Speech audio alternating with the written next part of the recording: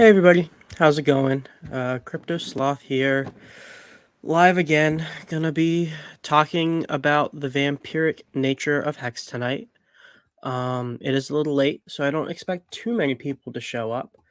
But yeah, we'll give a couple minutes or a couple seconds to see if anybody rolls in, and if not, we'll just roll through this presentation for anybody who may be watching on the replay. Yeah. Overall, things have been going well for me. Markets have been crazy. Geez, I didn't expect to see UST to just the UST and Luna just blow up like that. That was crazy. Um, and I feel really bad for anybody who got really wrecked. I've been hearing some pretty big horror stories out there, so my heart goes out to everybody who got wrecked in a way that kind of ruined a lot of their life savings. That's really unfortunate and is not something to laugh or joke about. Um, but on a brighter side, Hex has held up very, very well during this time. It hasn't made a lower low yet. I think it's holding around the high 12 cents, low 13 cents, which is really great. It's great to see that. Gives me a lot of more confidence in the system than I already had. And Hedron has also been holding up pretty well. It had a nice little pump, and it came down after that, just like Hex came down from its pump up to 18 cents. But the fact that it isn't breaking through its previous lows is a really good sign. And with Pulse Chain around the corner, it's a good sign that we're holding up our lows, and hopefully we can go a lot higher once the Pulse Chain announcement launches and all the craziness that will ensue from there. John Smith, it's great to see you. Thanks for joining me on this late Thursday night. All right, well, and yes, Hex is getting ready to moon, and I am very excited for that, and my portfolio is very excited for that as well. Mm. All right, so let's pull up a slide. We'll go ahead and get going. Hey, Mango Junkie, it's great to see you in here. I hope you're doing well. Just gonna have a quick chat tonight about one of the properties of Hex that I think is important to discuss. A lot of the things are gonna be pretty obvious, but figure might as well talk about it. All right, let's pull up the slides. All right, so the vampiric nature of Hex. So this is a property of Hex that I've been thinking about for a little bit of time, a couple weeks, and I created a slide deck about it to present to you all, and hopefully you find this information valuable.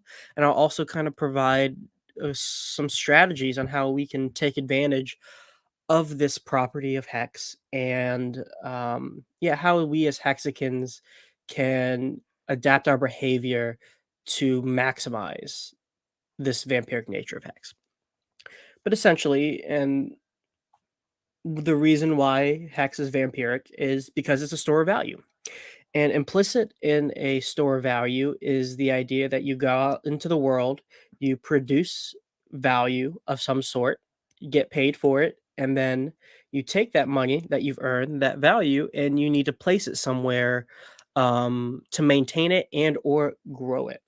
And money flows where it's treated best. And as we all know, Hex is probably the best place you can put your money. And so because it's a store of value, and because of that, because it's a store of value and people are going to store their value in Hex, therefore it is kind of sucking economic mass out of all other productive assets. Or at least its goal is to suck economic mass out of other productive assets or other asset classes in general. And so we've also kind of seen these images of Hex being this black hole that just sucks all the money out of the world. And I've kind of reproduced that here. We have all these different systems: Phantom, Bitcoin, Ethereum, Joule, and whatnot. And all of their mass eventually, because of this vampiric nature of Hex, will be sucked into the staking system, theoretically, at the very least. Let's see. And so with that in mind, I think all of us Hexicans kind of have a responsibility when we understand this part of the system to go out and create value to bring back into the Hex ecosystem. Now, of course, naturally, this is where money is going to flow if it's where it's treated best. But because we understand the system so early, we can take advantage of the gains that we're going to get in Hex, go out to other systems, extract value from those systems, and bring it back to Hex itself. And so this leads me to a concept of, let's see if I can keep going, bloat versus growth. So with a system like Hex, a store value system, there are two states that it could theoretically be in: bloating or growing. Now, when the system is bloating, this is expansion without development. So for the Hex system, that may look like no new buyers, very few new stakers, and money is just recycling within the system. So we're all just kind of shuffling money around between each other, which is cool and all, but ultimately this is kind of an unhealthy state for the system to be in. As Hex inflates more and more, eventually this will lead to those large 80%, 90% corrections that are typical in the crypto ecosystem. Um, and of course, those will still happen nonetheless, but if we can try to avoid this state, that is just healthier for the system as a whole. And growth is kind of the opposite. It's expansion with development. So money is entering the ecosystem, and it is a more healthy state for it to be in. There's a lot of talk about how in order for Hex to maintain its price or to go up, new people need to enter the system, and it's kind of true. If you want to maintain higher price points, more money needs to be entering the ecosystem than leaving. That's the whole idea of, like, price goes up when people buy and not don't sell, which is the whole reason the staking system was created in the way that it was created. But of course, it doesn't necessarily need to be new people. You know, New people bring in new money, but us who are already part of the system and understand it to a large degree can go out and bring new money, and that is effectively the same as new people entering the system.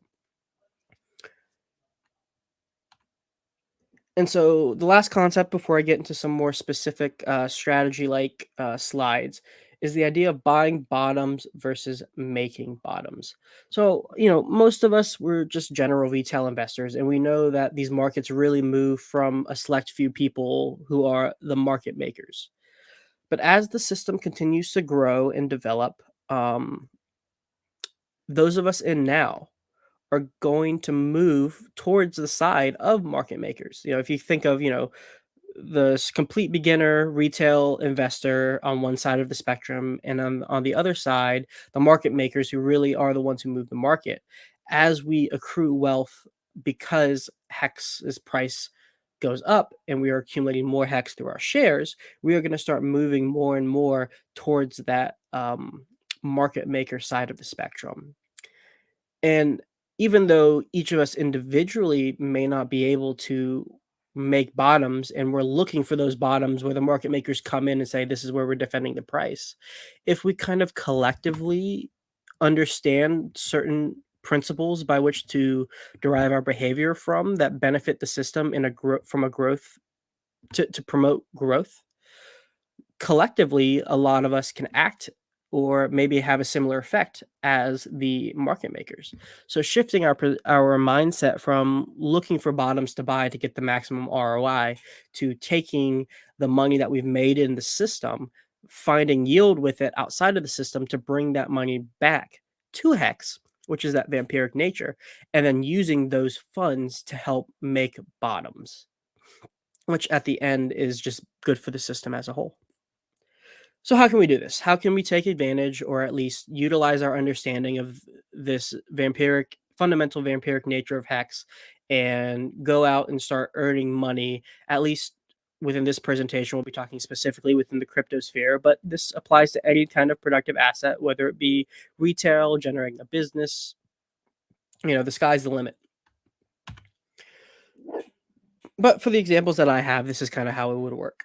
This is just the bare basic outline of how the Hex system works. You have your Hex, you stake it, you get your shares, And then after a while, you get more hex. And in this case, we get 5x the number of x.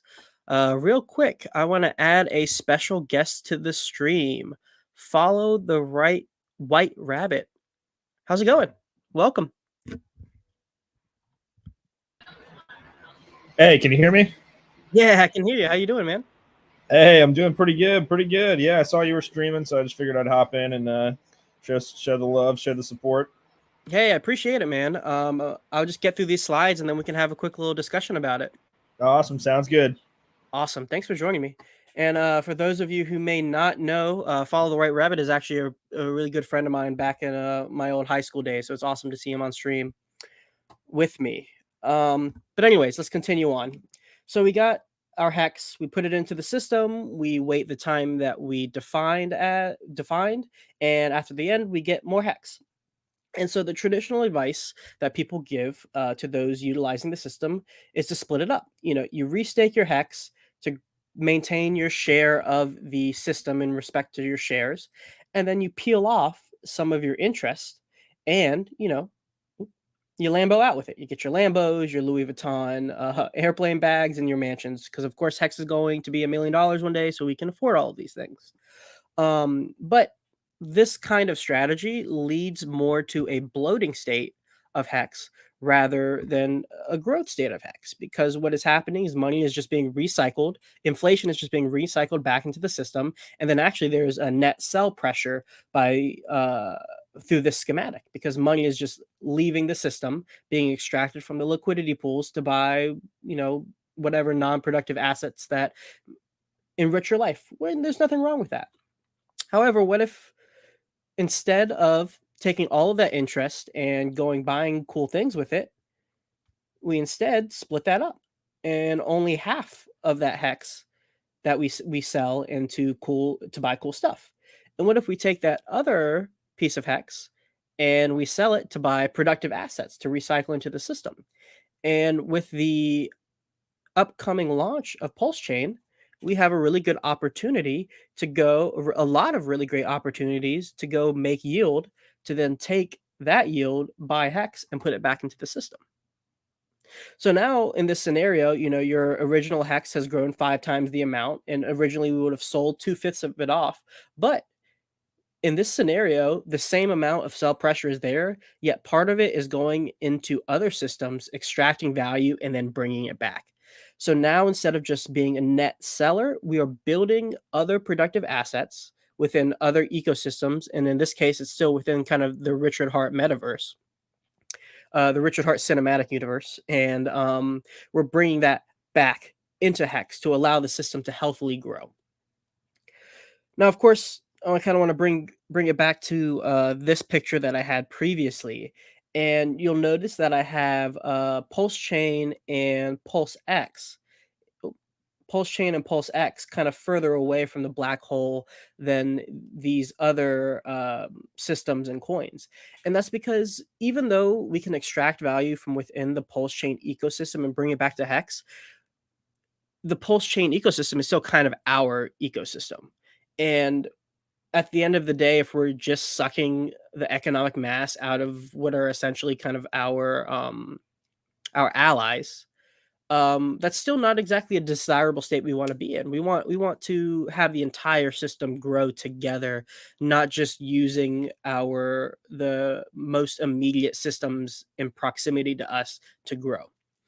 And so while it is important for us to get stakes and get positions in a lot of these other systems in Pulse Chain, really what we want to do is go out to other systems and take their money and bring it back to us.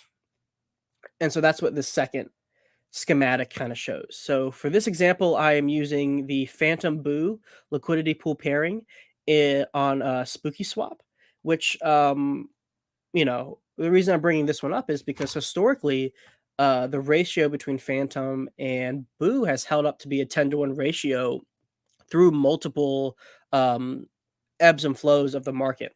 So I feel at least comfortable bringing this one up to anybody watching who may be considering liquidity providing. But we take our Hex, we sell that off, we get our LP position, and then we get paid in Boo. Excuse me. And we take that boo and we sell it into Hex, and we stake it, and now the system's growing. You could also, going back to the making bottoms instead of buying bottoms, making bottoms instead of buying bottoms. You could just take this boo, sell it into USDC, and then wait for large retracements or even a bear market, and then have your buying power go a lot further in terms of Hex. Now, of course, this isn't the only option. We have another option. What if we took all of this Hex and then we bought a productive asset with it, which is this liquidity LP position right here, and then we just skimmed some of this money off to buy the things that we want to buy, whatever that might be, and then we bought Hex with it. So now we are going a little heavier in our income generating asset, and we're getting more yield, which will allow us to still buy the things that we want. Of course, now that all the Lambos and mansions are a couple steps removed from our initial profit taking, it may take longer to buy these things, but we have a larger yielding position, which could in turn yield more Hex that is re-entering the system, if that is our goal. And then finally, there is another little X factor, and that is our stakes do produce another coin with it every single day, and that is Hedron.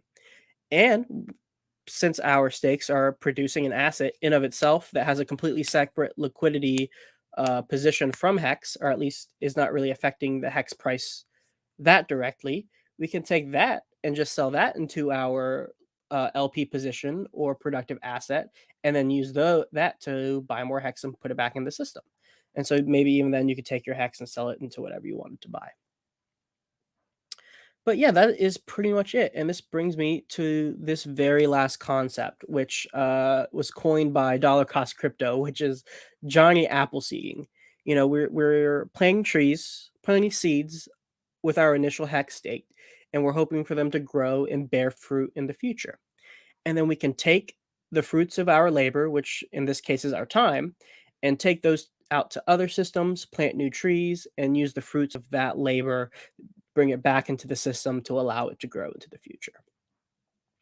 But yeah, that is everything that I had. I hope you guys enjoy that.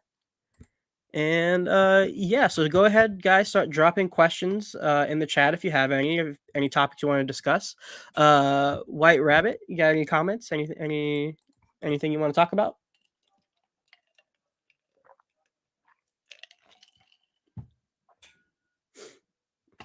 Well, looks like he's maybe a little AFK. Let's see.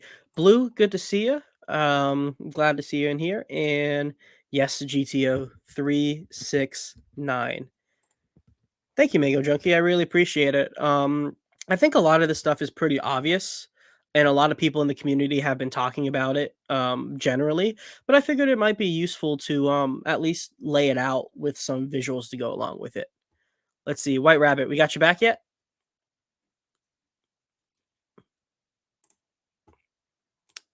Not yet. Let's see.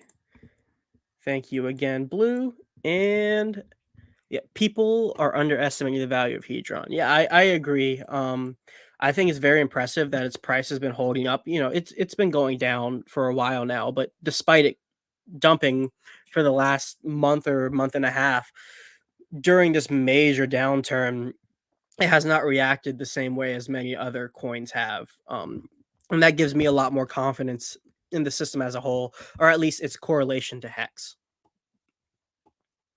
Let's see. Oh, hey, Blue Bum. Yeah, Rabbit went down the rabbit hole. I'm sure he's busy, or he just kind of wanted to hop in on the stream to show support, which I really appreciate. But hey, Blue Bum, it's really great to see you, man. I know you've been doing a lot of legwork for Hedron, and I really appreciate that. And I know Alex does too. Let me see if I can. Let me give you.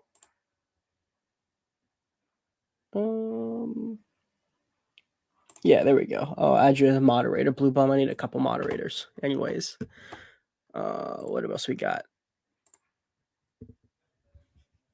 I don't get it. Hedron should boom when Hex booms. Just watch. Yeah, I agree. What I'm really interested to see is if the price of Hedron ever hits its theoretical fair value. 1 second. I'm interested to see if its value ever, its price ever reaches its fair value, which can be defined as the dollar value of a B share divided by the average stake length. That's the amount of economic mass it needs to enter the system to be able to extract one hedron. So I would love to see if it ever actually reaches that price point, which now is probably around like 0.001, something like that. Um, so let's see. How is Luna different or similar to Hex? I saw some funny tweets about it. Yeah, it looks like Rabbit, he may not be able to speak too much right now, so he asked me this in the private chat. So how is Luna different or similar to Hex? Well, the first main difference is that Luna was a protocol designed to create a stable coin, a decentralized stable coin. And so the dynamics or tokenomics of Luna were designed around UST making its peg, while Hex, the design of the system was to allow for price appreciation of the Hex token through the gamification of through the yeah gamification, or I guess probably a better way to say it is the incentivization of buying and not selling. I haven't seen any tweets about the similarities between Hex and Luna, though I know a lot of people who are skeptical of Luna are also skeptical of Hex. But they have fundamentally different value propositions. The one thing that both of them did at least somewhat share is that they both claim to be completely decentralized and trustless systems, although that may not have necessarily been the case as much with Luna because of the Bitcoin backing by the what is it the Citadel, the Luna Citadel. I forgot their exact name. So there were much fewer, there was a much lower trustless aspect to Luna, while with Hex, it's the system is completely independent of any person. It's a smart contract that exists on the Ethereum network. So at no point can anybody change anything about the system. The only way you could argue that there is any kind of centralization is just the OA's economic centralization. But there are also arguments on how this has been both great for the system as a whole, as well as the better move long term, because the OA can act as kind of the Fed to adjust the interest rate. So there are a lot of coins in existence for that 3.69% to produce more coins, yet the stakers get a larger cut because the OA's coins, the majority of them are not staked. And that's a whole conversation that would be fun to have sometime in the future. Bullish on Hex, yes, sir, E. Anderson. RGC3 said earlier on Crypto Stream, I think that's Crypto Stylist, that he thinks Polish might launch. And yeah, we are really close. It's this weird like calm before the storm. I don't feel that tension in the air that we felt before the Pulse chain sacrifice, where everyone was like just ready for something to happen. Now it's the spotlight has been kind of taken away because of the whole Luna UST debacle, which again was just fairly tragic for a lot of people. But yeah, if Pulse launches next week, that would be crazy. And unfortunately, I am waiting a little bit for some money to clear that it doesn't look I'll be able to get in time before the fork. Yes, I am also a Hedron bull. What's up, cookies and crypto? Frankie Gilligan. Ah, I see. Yep. Yeah, yeah. Luna and Hex are just they're different. Um, there are different pros and cons arguments for both, and maybe that'd be a fun conversation to have with White Rabbit in the future. I know he's somebody I'm trying to get onboarded, and he's pretty big into the crypto space too, and a pretty smart econ guy as a whole.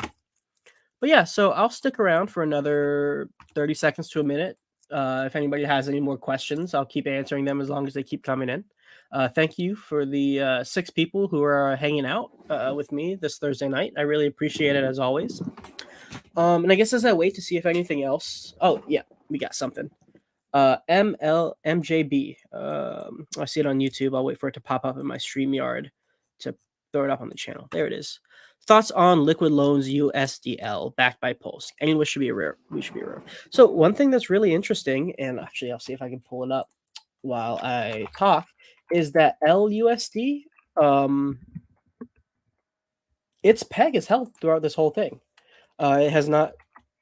It's obviously just been within the margin of error that most stable coins are oscillate with. Let's stop sharing my screen here. We'll share screen, Chrome tab. Let's take a look. Yep, here it is, LUSD. So this is liquidity. This is the fork. This is the protocol that Liquid Loans is forking.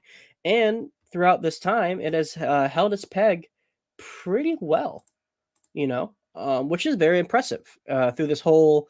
I guess maybe this could potentially be the beginning of the stablecoin wars. That we'll look back and call this the stablecoin wars period. But this protocol has held its peg pretty well, especially now while everyone's kind of like looking at USDT Tether, kind of saying like, oh, is this about to crash too? Because we all know that system may or may not have enough reserves. But in regards to liquid loans, I think first the LUSD peg staying amongst this major crash is a good sign. Two, are there any risks that we should be aware of? And yeah, the main risk is liquidation of your pulse if you under collateralize to take out loans on your USDL. But I think looking at the LUSD peg and knowing that the liquid loans protocol is the same as this, as well as knowing that every USDL is backed by enough pulse.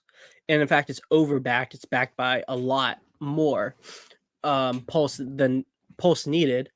It gives me confidence, at least theoretically, um, in the stable coin USDL for Pulse Chain. And I think USDL for liquid loans has a good chance of being the premier stablecoin on Pulse Chain, or at least the premier decentralized stablecoin on Pulse Chain. Richard Hart did say in his stream on the Wendy O show that he does plan to making a stablecoin himself, and if that's the case, obviously anything Richard Hart makes just automatically gets backed by the community, so that could kind of be the a big downfall in adoption for the liquid loans protocol if they're competing with Richard Hart, because you can't compete with him in his own ecosystem. But yeah, that's my thoughts on that. I would really like to see some code on testnet. It's actually, it's getting kind of late for them to be posting code. It worries me just a little bit, but I'm not gonna, since nothing's out and there's nothing to judge, I'm just gonna continue to base my opinions off theory and hypotheticals.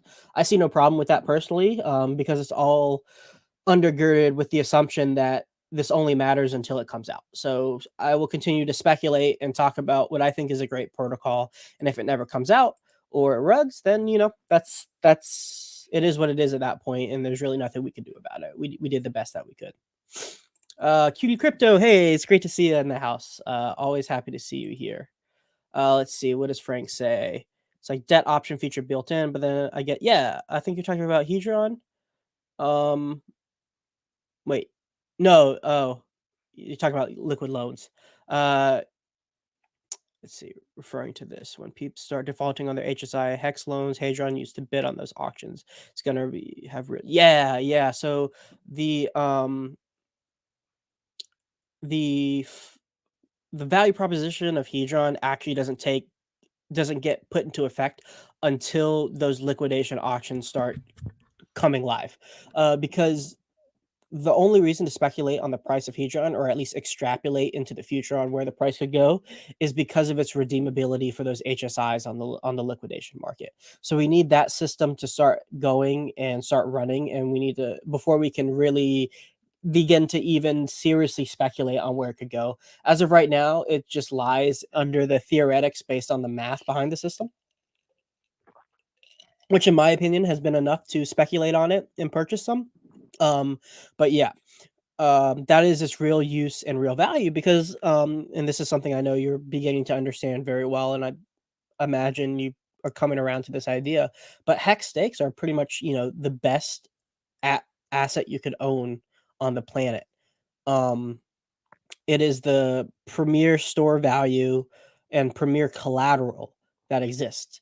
So when you think about that, and that Hedron's native redemption, or another way of saying it is his native value that's coded into its properties is to be exchanged for these assets, that gets me really excited about where the price could go. And then looking at the price that it's at now relative to how much money it costs to actually obtain those through hex stakes.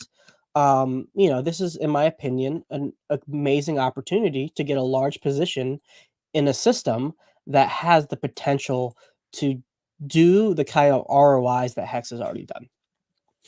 But hey, that's just my opinion. Let's see. Yep, nobody realizes the value of Hedron yet. Yep, very few, very few. What was done with the code? I think you're referring to liquid loans, just that they haven't posted any testnet code, so we haven't been able to play with the system quite yet. And then Blue Bomb, 16 days until Hedron auction start. Yeah, I'm very interested to see that. So for those who were in the Telegram chats early on, a couple months before the protocol went live, there was a lot of talk about people just making HSIs and just borrowing on them and just allowing them to be liquidated to get things started. So I'll be really interested to see what goes live. And I'm going to be watching that pretty carefully every day or every other day. And that's another. Actually, I'll bring up this point too, because I don't have slides on a lot of this stuff, so it'll be good just to talk to the people who are here about these more intricacies of the Hedron system that I would love to discuss more in the future. But we'll talk about it now. Where was I going with that? Something about auctions, liquidations. Yes. So because these liquidations are dependent on other people's behaviors, that i.e., taking out an advance on your Hedron and then not paying your advance for 90 days, it's not. There could be some really crazy deals on that liquidation market that just go under the radar because it's a dynamic system. Like there is no. I mean, I guess you could make like some kind of bot notification bot that'll tell you what's going on, but it's kind of like a roulette wheel where you never know what's actually going to be on there. Any day there could be just like some amazing stake that with a ton of shares that you can get for super cheap in terms of Hadron, but because no one's paying attention on it that day, you get to scoop it up for really cheap. So there's that ever present possibility of just taking huge stakes off somebody else's hand. And then that brings up the other point I wanted to bring up. And this is something that Alex brought up in one of his previous streams before. And that's what percentage, at what point does the Hadron price incentivize people to start taking out advances? So like when you can make a stake for say $10,000 and you can immediately advance $2,000 or 20% of that amount that it took to buy that stake, what is that percentage where people were like, yeah, I'm going to start taking out these loans because it's a significant amount of money and I get a decent amount of liquidity back from what I just locked up coins for like 15 years. And then whatever that number is, whatever that percentage is, that's the point where the system starts to really ramp up and things start to happen because people are incentivized to take out that debt. And then of course a certain percentage of them are just not going to pay it back. And that's kind of sad to a certain degree. Like we're kind of, maybe you could say, like, taking advantage of people who are like not responsibly using the system. But at the same time, we're all adults here, or the vast majority of us are adults here. This is a mutable code that exists on the blockchain, and whether or not you understand what you're doing, you are still responsible for what you are doing. And those of us who are preparing now, getting positions in Hedron now to be able to take advantage of these opportunities in the future, deserve that benefit despite it being maybe a less than ideal place for profiting from. Let's see. Yeah, no, I was just talking about the liquid loans goal.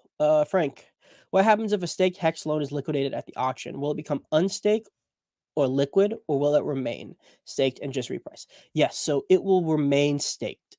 The stake will not unstake at all. So that part of the hex system stays the same.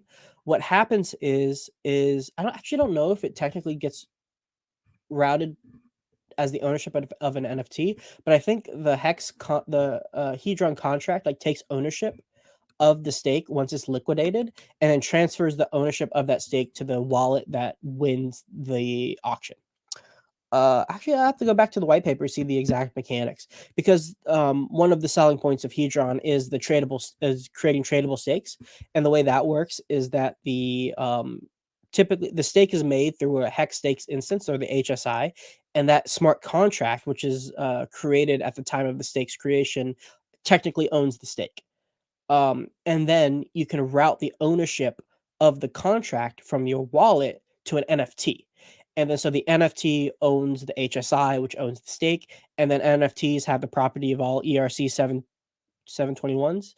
They have the same properties as whatever NFT is out there, so you can sell them and buy and sell them on OpenSea. You untokenize them from the NFT, and then it reroutes the ownership from that NFT, burns the NFT, and then gives the ownership to your whatever wallet created the detokenized feature. And hey, we got a couple extra viewers in the house. Glad to see you guys. We're just kind of talking shop about Hedron right now. At some point, I will redo my Hedron slides. I'll do them live, just because the original video that I made, the audio is pretty crap. Um, so yeah, I'd like to redo that with my new microphone, and then get some good conversation going. And yeah, yes, Hex democratizes credit default swaps. He's starting to get it, everybody. He's starting to understand. Yes, this is a very deep and prolific system, and we're really at the very beginnings of it. Even though Hex has been out for like 2 years, the potential that it has is just absolutely insane. And now with all these other systems building on top of it, like, dude, wait till you hear about Maximus DAO, dude. That's awesome. And again, shout out to Dip Getcher and Gold Key, creating a great product for all of us to take advantage of. But yeah, so again, we'll wait around a couple more seconds. If anybody has any more questions, we'll keep talking. I'll stay as long as people have things they want to talk about. I will keep talking. Um, let's see. I'd love to see the video that addresses Hadron auction bids and what we should bid and why. Yeah, so here's some, I guess not alpha, but like here's a piece of value that has yet to be created that that you could create. I'm kind of in the works of trying to create something like this, but I may just be too slow. I haven't been working on it. I have not been working on it lately, but um, creating some kind of heuristic or formula to be able to value these stakes. And so, sorry, let me re-get my thoughts there. Yeah, some kind of formula that we can kinda do like a plug and play and see what the fair value of these stakes are, and, then, of course, you can put that in a ratio versus its price and or current auction price, and then see if it's worth you spending your Hedron or your ETH or whatever that you're buying it from. Um so yeah, that form would be pretty cool. As of right now, the only thing I can think of is just the price of all the hex accumulated and the price of all the hedron accumulated, or you could also offset that with all the hedron that might be accumulated. But that doesn't take into account the time aspect of the stake. So I think the hardest part of evaluating these HSIs is the fact that they are on different time scales. So like some will come out in a year, some will come out in 15 years. And that's really hard to price in because both of them have their own unique pros and cons. And so that's really what I'm trying to think about. Is there a way we can mathematically represent these variable timescales to make them consistent across all the stakes and get a single value out of that? I don't even know if it's possible, but I'm going to keep thinking about it and see if it is possible. Yes, the maxi premium is holding strong. Let's see what it is actually. What's the maxi price? 22 cents, and the hex price is